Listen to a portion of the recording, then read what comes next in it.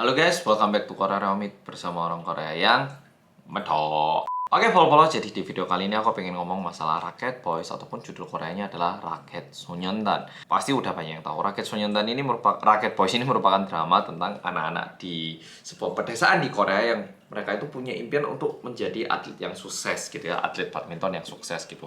Nah, jadi seperti yang bisa kita bayangkan, pasti namanya drama mereka berkembang, terus ada masa susahnya berkembang gitu kan ya. Cuman yang menjadi masalah adalah di episode 5 saat mereka ini pergi bertanding ke Indonesia.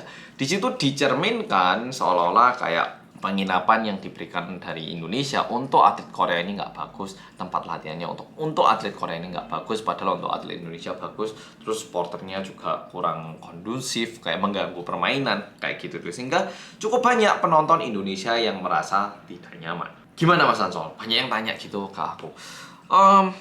Sebenarnya aku nggak nonton drama ini, jadi awal mulanya aku nggak terlalu peduli masalah ini. Nah, habis gitu aku itu mulai jadi kayak tertarik lagi karena hari ini itu ada berita gitu loh, muncul di berita bahwa drama Korea yang membuat hubungan dua negara menjadi dingin gitu. Nah, terus apa tak lihat? Jadi ya tentang drama itu. Nah, di berita itu ditunjukkan bahwa kan saat ini cukup banyak teman-teman Indonesia yang tertarik banget dengan K-pop ataupun K-drama ya tuh. Nah, tapi tiba-tiba ada drama yang mungkin dari episode 1 hingga episode 4-nya udah ditonton banyak sama teman-teman di Indonesia dan akhirnya dikecewakan di episode 5. Ini jelas-jelas kurang baik. Ya, kurang baik. Aku bukan nyalahkan staffnya loh ya, mohon didengarkan dulu. Ini jelas-jelas tidak baik, dan kita semua itu ngerti. Pertama-tama Indonesia itu adalah negara yang ngetop banget di dunia badmintonnya. Ini sih aku pernah ketemu atlet Yongdae, dan beliau juga bilang Indonesia emang bagus banget. Dan bahkan cukup banyak pelatih-pelatih badminton di luar negeri yang berasal dari Indonesia gitu. Dan aku juga paham, untuk membuat dramanya ini lebih menarik, mungkin mereka sedikit melebaikan dikit gitu ya. Cuman kalau yang nonton nggak nyaman, kan yo apa gunanya gitu loh. Jadi udah dibuat susah, tapi kalau yang nonton nggak nyaman, ya buat apa? Kan ini drama dibuat untuk ditonton ya toh. Jadi ini aku sayangkan banget, dan aku pengen lihat lebih dari berita itu adalah komen dari orang-orang. Gimana sih tanggapan orang-orang Korea tentang drama ini ataupun tentang kejadian ini. Dan di situ kalau follow lihat yo, banyak mayoritas komen adalah ini merupakan drama yang malu-maluin negara.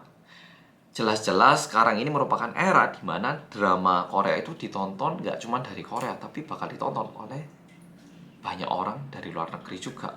Apa gunanya kalau drama ini mungkin mendapat banyak review positif dari dalam negeri, tapi ternyata ini membuat banyak orang di luar negeri jadi nggak suka sama drama Korea. Bukankah itu malah sebuah kehilangan yang lebih besar? Dan cukup banyak orang yang bilang kayak gitu. Sehingga pertama-tama Polo-Polo nggak perlu khawatir kalau orang Korea itu nggak punya image negatif dan merasa Indonesia pasti bakal nyurangin gitu, enggak. Dan aku yakin juga pihak SBS pun mereka itu pasti bikin drama nggak asal-asalan, pasti mereka itu juga sempat ngomong. Dan mungkin Polo-Polo tahu, dan Ivana Putri yang merupakan putri dari Mbak Yani Kim, aku tahu sih Mbak Yani Kim pernah ketemu. Aku yakin Mbak Yani Kim itu nggak mungkin mau menjelekkan orang Indonesia ataupun negara Indonesia. Mbak Yani Kim itu bukan orang yang kayak gitu. Aku ngerti pasti pihak SBS itu mereka itu berusaha kuat mungkin untuk membuat drama. Tapi kalau ujung-ujungnya itu nggak nyaman, ya gimana gitu loh. Ya nggak sih? Nah, dan habis gitu ternyata SBS itu katanya udah minta maaf. Nah, tak cari, ternyata mereka itu minta maaf di postingan, bukan di postingan tapi di komen. Jadi aku ngupload postingan, ternyata minta maafnya itu di komennya gitu misalnya, sehingga harus diklik lebih lanjut untuk baca fullnya gitu ya. Nah, memang udah minta maaf sih, tapi aku mikir alangkah baiknya kalau misalnya kata maafnya ataupun maksud minta maafnya itu bisa diutarakan di postingan yang baru aja. Kayak kalau menurutku sih terkesan kayak minta maafnya itu cuman ditulis di komen, kayak kurang, ini loh kami minta maaf, kami nggak ada maksud negatif. Aku yakin kalau dikomunikasikan paling nggak bisa kita carilah titik tengahnya. Kalau menurutku kayak gitu. Dan sebenarnya berbarengan dengan ini aku juga jadi mikir banyak ya. Aku sebagai pembuat konten juga,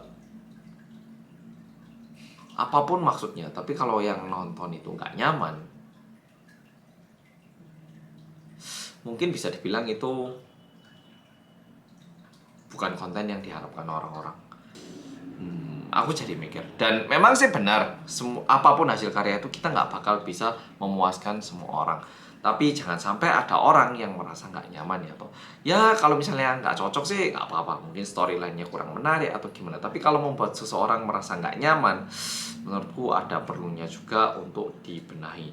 Dan barengan dengan ini, aku jadi mikir aja, ya sih. Dan aku yakin ada konten-konten dari punyaku yang bikin beberapa orang nggak nyaman. Kayak kontennya masalah skandal-skandal artis. Misalnya nih kayak kasusnya Bening Sanya, habis itu ada hubungannya dengan namanya Seungri. Terus kasusnya kayak Soyeji ataupun kasusnya kayak Yuno. Gimana pun juga, meskipun maksudku baik, tapi kalau yang nonton ada yang nggak nyaman, mungkin